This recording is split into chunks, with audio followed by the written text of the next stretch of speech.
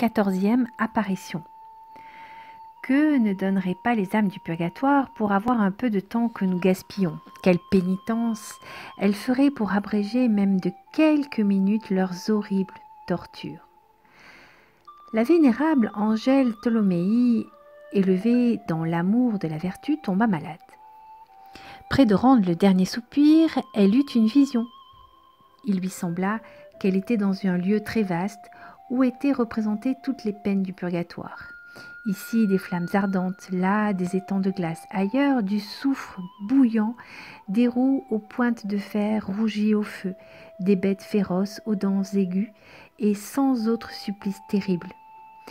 Il lui fut montré en quel lieu son âme serait conduite pour expier certains défauts qu'elle n'avait pas assez combattus. Ce spectacle fut si horrible que lorsqu'elle retrouva sa connaissance, elle frémissait de la tête aux pieds et elle expira.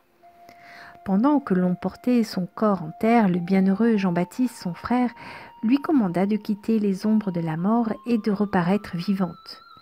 À l'instant, le corps s'agite, la tête se lève, la défunte est ressuscitée. Désormais, elle n'eut d'autre souci que de faire pénitence. Au milieu de l'hiver, elle se plongeait dans les étangs glacés, elle se jetait dans les flammes et y restait malgré les plus cuisantes douleurs. Elle se roulait dans les épines jusqu'à rester tout en sang. Elle était devenue un objet de piété pour ceux qui la connaissaient. Elle disait que tout cela n'était rien comparé au supplice des âmes du purgatoire.